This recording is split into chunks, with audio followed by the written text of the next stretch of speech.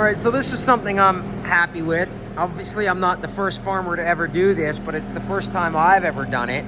I switched from using hay, which is ridiculously expensive and hard to come by, or straw for bedding, to wood chips, which I can make right here on the farm with my tub grinder.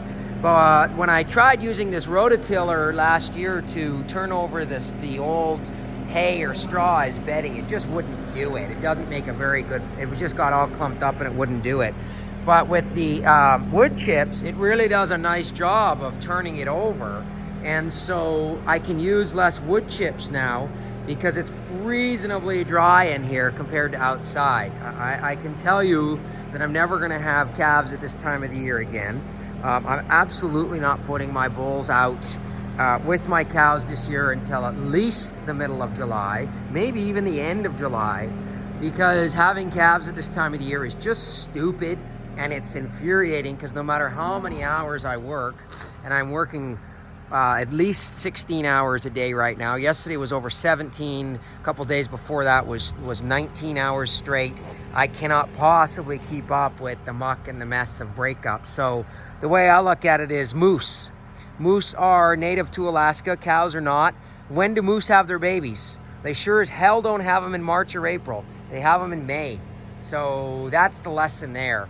So I'm going to be making that change next year so I can try to get a little bit cleaner area. I'd love to get a bunch of this manure out of here, but unfortunately there's sheer ice under the manure piles, and I got both skid steers hopelessly stuck yesterday. It took hours and hundreds of dollars of hired help to try to get them out. I'm just not doing that again.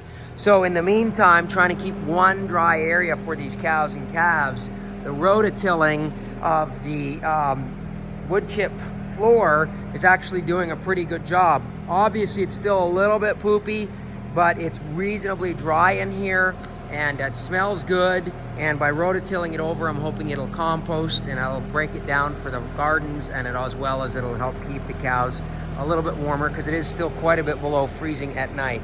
We've had many calves so far. All of them have had pretty good success except for this little feller.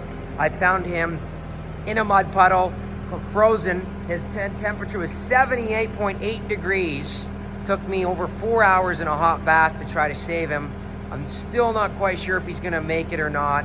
Yet another reason why I'm never having calves in March or April again. I'm so sick of winter. You have no idea how sick of winter I am. I'm so sick of winter. It's cost me so much time and so much money, and there's so many other things I'd rather do than move mud and deal with frozen shit. I'm so sick of it. I'm just trying to keep my wits about me for another, hopefully, couple weeks. I mean, it's made me not want to farm here at all anymore. Farming has got to be so much easier in other places. I don't mind the farm work, but I'm sick of the winters. Holy crap. All right, I gotta go back to work.